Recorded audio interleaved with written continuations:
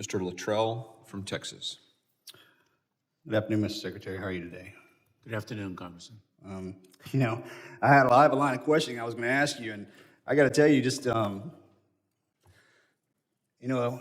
mimic Ms. Clark's statements, I think this committee needs to do a better job. If we spend as much time solving problems instead of wire brushing ourselves, there's a point in time I forgot you were in here. And I want to ask you face to face, man to man, will you meet with me in the next few weeks so we can hash this out? Because what I hear, what I seem to think that I'm hearing is there's a breakdown in communication and the understanding of either vernacular or language that either makes you responsible for what we have of our expectation. I think there's a breakdown there. So I'm asking you, would you meet with me so I can tell you what I'm seeing from my district in Texas? Congressman, I would gladly. Yes or no? Thank you. I would gladly meet with you. Thank you. And so I represent Texas 8. We are basically a landing zone for the border, okay? And I want to bring two names to your attention, Mr. Ethan Griffin, age 22, and Mr. Joshua Gillahan, age 14, both perished from fentanyl, okay? And I don't care what administration you're talking about now, right? I'm past red and blue, okay? Joshua died 8 months ago, okay? Here are my numbers, sir, in my district. In 2020, 325 deaths. In 2021, 538 deaths. 2022, 600 plus, and the number is growing this year. Now, sir, you are the commander of the ship. I have to point my finger at you. I wanted you to address me and say, what would you say to the mothers of these two young men, those babies, because they're in the room? I'm not going to politicize you, sir, but I would ask you, when you go to Mr. Pfluger's office, I'm going to have those mothers there. Would you please address that? Because here's my issue, sir.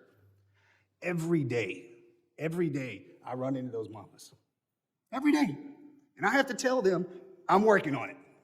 Every day in my district, they ask me, why isn't the border secure? What can we do to enhance border security so we are not overwhelmed? And every day, your name comes up. And I can't imagine, after seeing what I've seen today, how challenging it is to you to lead this department.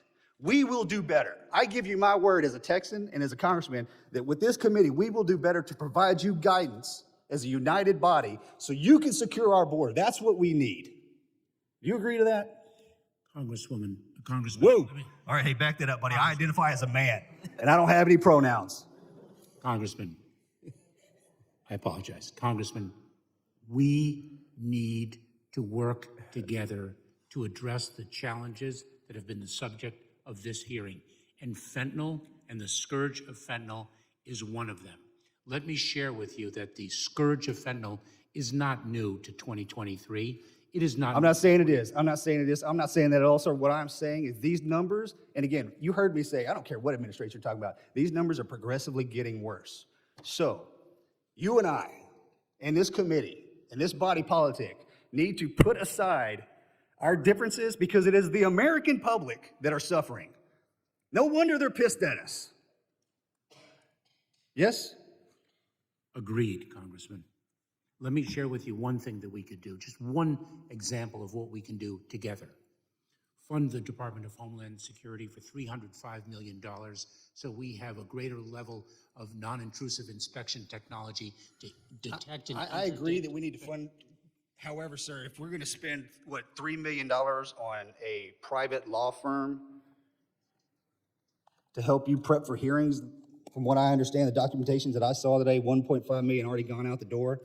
As a fiscally conservative man, if we want to fund a department, let's fund it. And let's just not go spending things that we don't need to spend taxpayer dollars on. How about that? Congressman, I respectfully must say that you are conflating very serious issues with other issues that do not relate. Which serious issue am I conflating? The border problem? Hey, be careful because I'm kind of on your side right now, but that could switch, especially after you call me a woman. Congressman, I apologize. It's been a number of hours. I've been here with you the whole time. I get it. Yeah.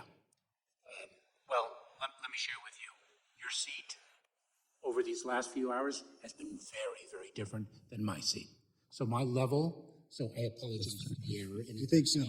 You just think because you're taking darts from this committee and didn't you just hear me say that I got to stand in front of those two mothers back there and explain to them what I'm doing to make sure their babies and other babies, what the reason that they died?